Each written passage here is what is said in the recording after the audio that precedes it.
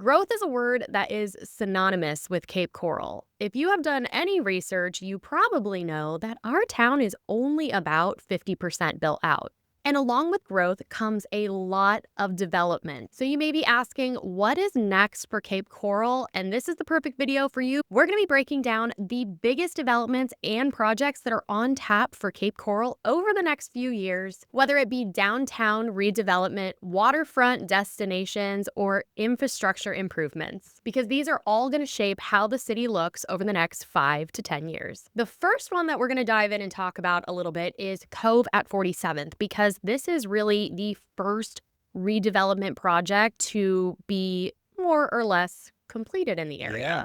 This is in Southeast Cape, actually located in downtown Cape Coral, and it has brought something that we really don't have anything like outside of maybe the marinas. I agree. Yeah, it's a nice central location for some of those cool amenities that it brought in, the restaurants and stuff. It cost about $103 million to be developed, but it has over 320 apartments, 19,000 square feet of restaurant space, and it has Cape Coral's very first public parking garage, which we really needed. Absolutely. And have used already, actually. We've used multiple times. Yeah. So the Cove at 47th, like the actual apartment complex, has been open for quite some time. I think September of 24 is when that opened. And we've seen a few of the restaurants open up. Oak and Stone, which is, we love. It is artisanal pizza, handheld, and it has a craft beer tap wall. With, like, there's no words. You just can't beat it. There's no words. It's like nothing we've seen here. Yeah. We have Seed and Bean, which is an alternative type coffee shop, and then we have Big Nick's Barbecue, which just opened. That is absolutely Again, delicious. Yep. And we're waiting on the final installment there. Can we say impatiently waiting? Impatiently waiting on the final installment, which is Aqua. That is going to be a upscale seafood restaurant. And I'm most excited for the rooftop bar. Oh my gosh, I cannot wait. I cannot wait for that. And I'm excited because it is going to be a steakhouse. It is a steakhouse as well because I don't eat fish. So it gives us the best of both worlds. And like we talked about, it was big news that we had our first parking garage. I know a lot of people were upset about that, but it is proven invaluable for us. We've used it many times already. And that brings 125 public parking spaces to downtown Cape Coral. Yeah, and if you've ever been down to downtown Cape Coral, it's a desperate need that we have down there, especially during season. Let's jump across Cape Coral Parkway, just go a little bit west of Four Freedoms Park and talk about the new $125 million development that just had their ribbon cutting in February of 2026, Bimini Square. It's an absolutely beautiful development. It is a beautiful development. It has, I think, 190 luxury apartments. And when we're talking about luxury apartments, they have an infinity rooftop pool. Little jealous. Cool. That I can't use that. Yeah. And then the other thing that it brought is Lee Health Outpatient Center, which I think was really needed with our growing population. But let's talk about the things you're more excited about, which is the restaurant. Yep. And the 31 boat slips that they added in right on Bimini Basin. He has been talking nonstop about being able to take the boat out and dock there. Yeah. Which we have not been to, but Bimini Basin Seafood and Cocktails just opened. And we're also going to be getting House of Omelets, supposedly in 2026. Now, just about a block over from Bimini Square, we have the Bimini Basin East development, which right now is just a plot of land that's been cleared. The city spent about $45 million purchasing 47 parcels of land, which when cleared was about 22 acres that they are planning for this development. Yeah. Now, we don't have any definitive idea of what this is going to look like, but it is intended to be more of a live, work, play thing, kind of the same thing that we're getting at Bimini Square and the Cove at 47th. It's going to have over 200 residences, over 50,000 of commercial use property, and a 500-car parking garage. No design, nothing like that quite yet, because they are still looking at purchasing some more parcels and demoing those as well. So I'm excited to see when that comes out what that's going to look like, again, as it connects to Bimini Square and the Cove at 47th. And really, that project is just going to completely change the landscape Literally what of I was going to Southeast say. Cape Yeah, Coral. it's going to change the entire way that it looks and feel of South Cape. So, So let's move to your favorite project that's oh my coming. gosh. What is it? The Yacht Club. The Yacht I'm Club. about to take my shovel and go start digging over there. We've been waiting on this since Ian, which happened in 2022. And then we had the boathouse fire after it was Milton that caught fire right after it opened, which I think caused issues, made delays. There's been a lot of issues to get the permitting on this. Oh, absolutely. Yeah, they were planning on a renovation on this property prior to Ian. That was going to cost about $12 million. But that number's jumped up a little bit. Just a little bit. It's somewhere in the range of like 225 million, which a lot of taxpayers are very unhappy about. It's definitely a kind of a push and pull type subject right now for a lot of people. Absolutely. But the new renderings are Stunning.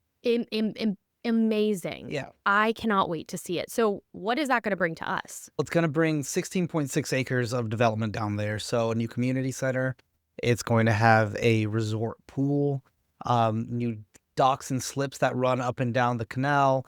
Also a new fishing pier, which, oh my gosh, I can't wait for. Actually, I think there's going to be 2 that they're talking about doing. I hope so. Yeah. And the boathouse And the boathouse, of course. has agreed to return. Yes. That was tumultuous, but I am so happy that Zach Kearns and the city were able to come to an agreement for the boathouse to come back. And another boat ramp as well, too. That we need. South that Cape we needs need. one really bad. Yeah, the boat ramp has been unusable since Ian, so I'm excited to have that back. Absolutely. The biggest downside of the Yacht Club renovation is the completion date, which is 2030. Yeah, we got a ways to wait on that. Which is why I'm offering my shovel services for free. So if you need it, Cape Coral, we start will be digging there today. So while we're down in this area with all this new development, the Bimini projects, the Cove at 47, the new Yacht Club, Cape Coral also announced that they're going to be renovating the streets there and adding my least favorite thing in the world, which is roundabout. Now, I understand the need for them to help the flow of traffic and hopefully decrease accidents. But I'm not thrilled with those coming in. You know me. In roundabouts. But I mean, what happens when one light goes out, for a storm or whatever? It really snarls traffic in that area. So I see the need for it. Yeah, especially with these growing developments, that we need that upgraded infrastructure. Yeah. So they're beginning there, and we'll see where that goes. Again, we don't have tons of information on when those are planning to start and be completed, but they are coming. At least they're thinking of infrastructure upgrades before the population grows. Yes. Yes. Which is important. Now let's talk about the $16-18 million project that has everybody's panties in a bunch. Everyone's. It was a very controversial It project. was a very controversial project. That's Jaycee Park. Yeah. A lot of people wanted to see Jaycee Park stay the way it was, the big trees, the open space, the waterfront. But we've got some new plans coming. We do. The renovations include a band show, which is going to be an awesome little addition to that area. It's going to have a splash pad. It's going to have a boardwalk that runs alongside the river. Yes, they're taking out those trees, but from what I've read, those were invasive species anyway, so they're pulling those out. There will be new trees that are being planted and all that kind of stuff. So I think the city is really trying to hear, folks' concerns about the redevelopment there. But I think ultimately it's going to really increase values in that area and the interest of people living over there. It's going to be a very nice addition. Yeah, so it's scheduled to open this year, early this year, hopefully. It does sound like they had some issues with the concessionaire that was going to be coming in. So they're going to open the park first and then deal with that second. But hopefully we'll see some nice improvements. It's kind of been blocked off. I haven't been able to Yeah, I see know. anything, so I'm really excited for those walls to come down and see the new park that we're gonna be getting. Yeah, I'm really excited about it, especially having that boardwalk that parallels the Caloosahatchee River to be able to kind of go and sightsee and enjoy that feature out there is going to be really nice. So we've got all this new development in Southeast Cape, and people are gonna wanna come over and see it. So they are gonna need to do something about that Cape Coral Bridge, Absolutely. and they've been talking about it for a while. Mhm. The current bridge is 10 years past its design life, so it does need to be updated, and right now it has about 50,000 cars going over it a day. We're expected to see an additional 20,000 cars coming over daily in the next 20 years. So they're actually gonna be expanding it from 4 lanes, 2 in each direction, to 6 lanes and give it a new lease on life. Yes, and I think one of the bigger things that I'm excited about is the pedestrian bridge that they're going to be building alongside these lanes. If you've ever gone over that bridge at all, you know, from time to time you will see folks, you know, braving their lives, kind of crossing that thing on bicycles or walking, and it's super dangerous. So Incredibly I'm dangerous. excited for them to give them an avenue to be safe crossing over there. Yeah, and it sounds like we're also gonna get a pedestrian bridge that's going to cross over those, Mm, heading over to slip away, yep. which is just gonna create a beautiful entry into Cape Coral. I'm Yeah. very excited The about that. renderings of what they're going to bring is stunning, you Mhm. know, and that's going to be right next to our big flag there that they're putting in as well. So, We've got a few years to wait on that. The construction on that isn't supposed to start until 2028, yep. and it's supposed to take about 4 years. But they're gonna have they're gonna have 4 lanes open during construction, so hopefully it's not going to back us up too Yeah, much. we're not losing any lanes during constructions, right? So that's what we have now. So, yeah. So a lot is happening in Southeast Cape Coral. Let's move over to Southwest real quick and talk about the may or may not be development, Yep. Redfish Point. Another controversial project. Very Yeah. controversial. It is currently wetlands, Yep. mangroves. Yep. So there's been a lot of discussion around that.